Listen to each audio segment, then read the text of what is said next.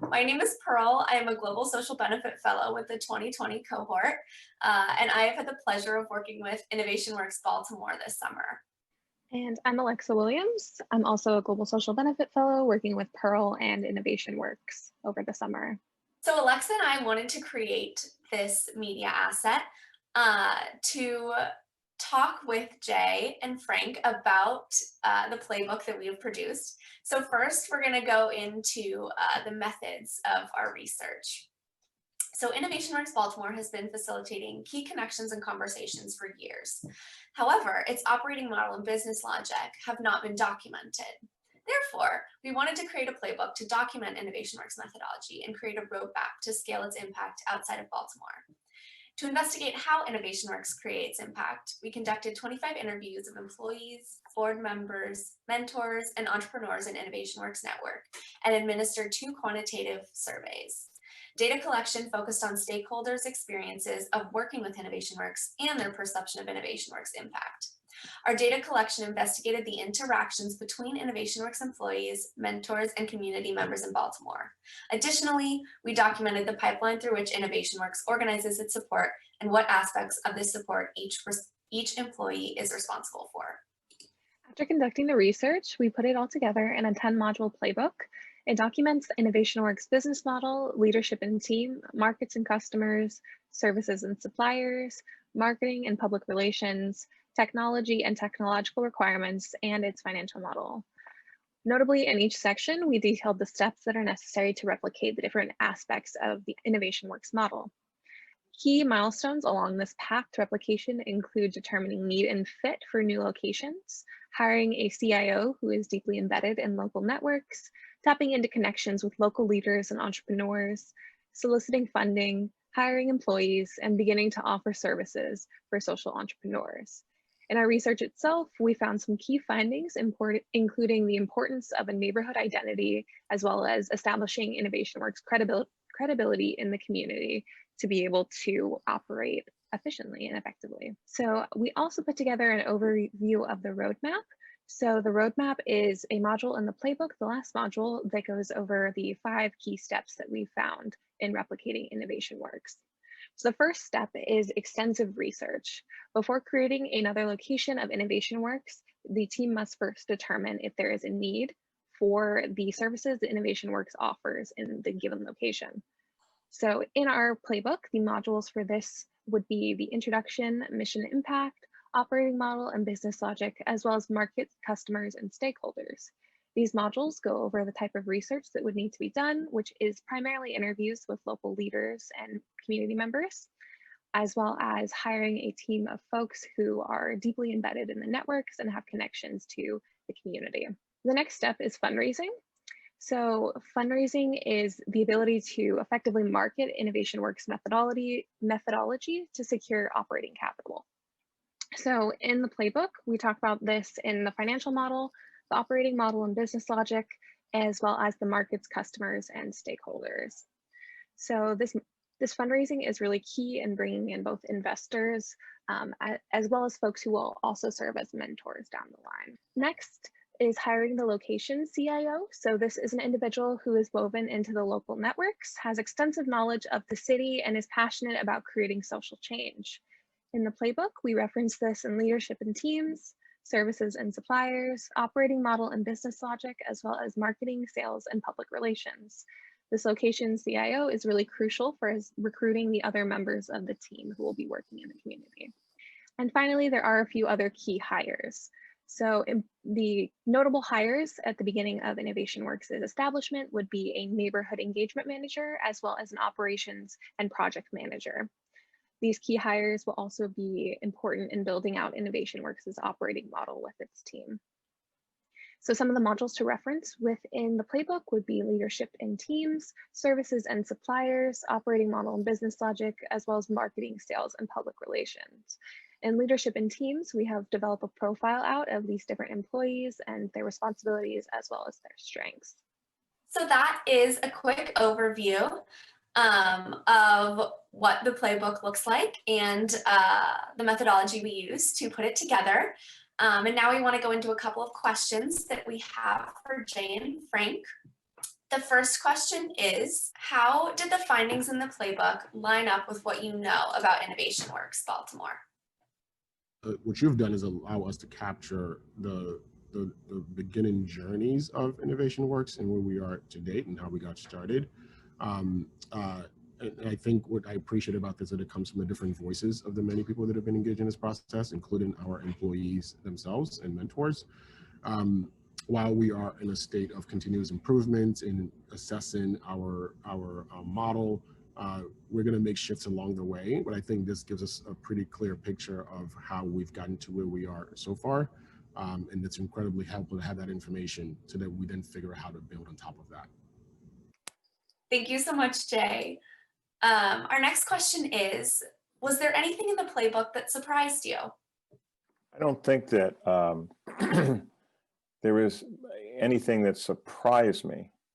I think there were things that pleased me, in that the voices that were not ours, but voices of our team members and voices of our mentors and board members were reinforcing the fact that they, of what their roles were, what they understood the Innovation Works mission was, and how important the culture of the organization was to each of them and the way the services were delivered. So the thing that I was pleased about was that came through, and it tells us that, you know, what we hoped would be communicated and what would be instilled as culture in the organization is in fact taking place, and that's gratifying, and it's absolutely critical for the success of Innovation Works as it moves into the future.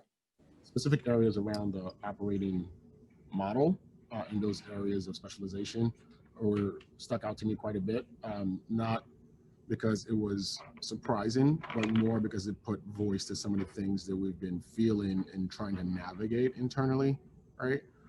Some of them are really, really good things, and some of the things are pain points that, you know, that we've expressed. I see one specific comment there around, well, yeah, quite so many things need to go through Jay to get decisions made, which might slow down some things.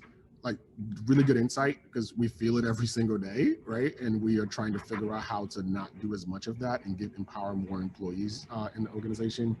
So I think being able to even capture the truest essence of those pain points to allow for us to be able to say, okay, we put it on paper, this is a thing. How do we make sure we adjust for these things over time? That was really helpful for me to see it on paper, even though we feel it all the time. Thank you so much. Our last question is, how do you hope to use the playbook in the future? We have two uses for this playbook, I think, at least from my perspective. One is, it's really, as Jay just talked about, it really highlights the areas where we need to have broader distribution of decision making, so that the current organization is able to be extremely efficient and effective at every level, and then we're not creating roadblocks with limited decision making areas. And that's going to be, so that's going to help us improve as we broaden across Baltimore and expand the impact of Innovation Works. At the same time, because of the success of Innovation Works, there are great demands on us to replicate this in other cities with Miller Center.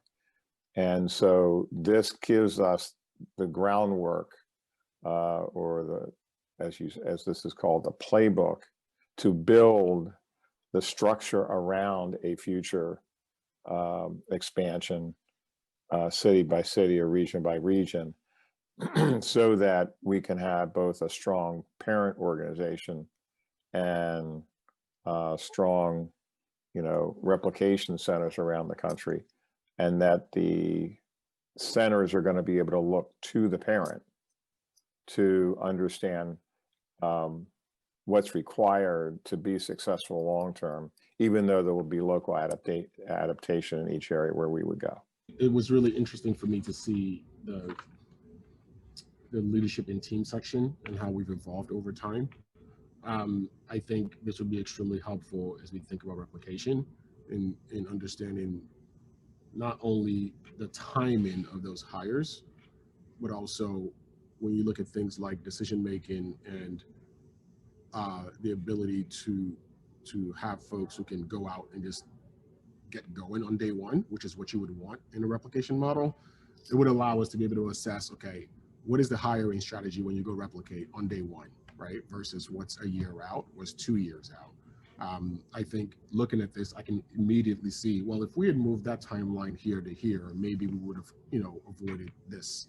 Or maybe if we did hire this type of person in this time frame, we would have circumvented the decision-making strategy, right? This lays out clearly for us as we think about replication, what a starting strategy would be for hiring on day one versus what you build over a 2-year period. Those are all of our questions for you. Now, Alexa and I would like to ask if you have any questions for us. I would be particularly interested in how this research project has contributed to your personal growth and your professional aspiration, and has it changed where you want to head in the future and what you do? I think for me, it really showed me how interested I am in working with people directly. And though we weren't able to go to Baltimore and speak with members of the community and social entrepreneurs, we were able to interview a bunch of those people. And I think there was still that level of connection that I really valued, being able to just kind of have that interaction and hear people's experiences. And I think that'll definitely inform my interests in working with people in a very strong sense once I move on to the workforce. I also found it really fulfilling to do our work that involves positive social impact. And I think that's really a big motivator, just getting the work done. So when we sat down to write the playbook, it was, I think, something both of us were really excited to do because we felt like it was important and it was going to make a difference. So yeah, like Alexa, I think that working on this project has really solidified my desire to work directly with the communities that I'm hoping to serve. I know that I would like to do something in public health or healthcare. So really getting to interact every day with new people and make those connections is really important to me. As to my personal growth, I think that this fellowship really helped me gain more confidence in ambiguity, in handling ambiguity. We know really early on that there's a lot of ambiguity in the fellowship, but especially with everything that happened this year, moving everything online, there was a lot more than I expected. So it was really helpful to see how we could still push through and create something really meaningful. And it helped me gain confidence in my own abilities and skills. What advice would you give the next Miller Center fellows in building upon the work you've done? Just go for it. I think that this fellowship, because it connects entrepreneurship to public health, I'm a public health major, so I do not have a big background in entrepreneurship. So I think that was something that I was initially nervous about. And I think that this fellowship really puts you right into it and says, go for it. You have the skills needed to do this, and trust yourself. And I think that it was really cool to see how I could apply the skills that I've learned through my training in public health to create something that will be really powerful for entrepreneurship. So I would tell fellows not to doubt themselves and to reach out for support and to trust their abilities. So my advice to the next cohort of fellows, especially fellows that are working with Innovation Works, is really to listen and to absorb information. I think this is especially crucial if they're going to be in person doing the action research. I think there's just a lot to learn and a lot to digest, and there's a lot that you can use towards your project. So you don't want to miss any of it by thinking that you already know the answers or know how your project's going to turn out. I think just really listening and seeing how it develops is important. How do you see your work connecting with those future fellows? I think we're already seeing how our work is going to connect with the next batch, because the assignments for the next cohort of fellows have begun to be released. So the next project that will be worked on by the fellows that work with Innovation Works is a media strategy assignment. And we can definitely see our playbook informing their understanding of Innovation Works. So our playbook is more of an intensive deep dive into all the different aspects of Innovation Works, but I think it's a great place for them to start to understand what Innovation Works looks like on the inside and to understand the different people and components. I hope that they see how much meaning can be created even over Zoom. I know that the fellowship isn't sure yet if they're going to be able to send people to placements, so it could be remote. And I hope that they see how special it was to still be able to talk with all of the different stakeholders involved in the Innovation Works Network, and how much the culture of Innovation Works came through, even through Zoom. So yeah, I hope that they're not discouraged if it does end up being remote, and see how special it is to still get to work with Innovation Works. Thank you for taking the time to sit down with us as we present our work, listen to questions, and ask some questions in return. I think I speak for both Pearl and I, we really enjoyed the opportunity to work with Innovation Works and find out more about the organization and its impact over the summer. So thank you. Now I wanted to ask if you have any final reflections on the work that was done, the playbook that was produced, and the relationship of having fellows from the Miller Center come and work with Innovation Works over the summer. One, I'm grateful to you all for your patience in working through this in a pandemic. It's been a tough couple of months, I can imagine. And also for using your time to help invest in this process. You know, for us, this is part of a bigger picture in how we are partnering with Miller Center for the future. The replication model is a critical component of that. Ongoing conversations around process improvement or documenting our journey together is extremely important. So I'm just grateful for you all for contributing to that body of work of what this means for the future of both organizations, because this is just one small piece of this continued this journey that both organizations are on together. So thank you all for that, and for getting some things on paper, which allows us to be able to reflect at some point in the future. You have replicated yourself the same feelings we had when Avery came through last year. And what really comes through to me from the experience we've had with Miller Center Fellows is your dedication and your commitment to social impact, and your real interest in learning the experiences of another community who's struggling and trying to move forward.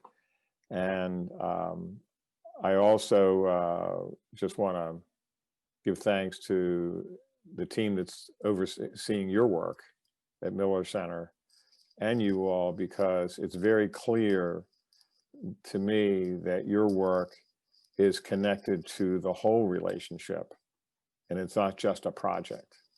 That's not part of an overall strategy that we are working on together. This continues to be an incredibly valuable experience for not only Jay and I, but also for our board and also our team members. So thank you very much.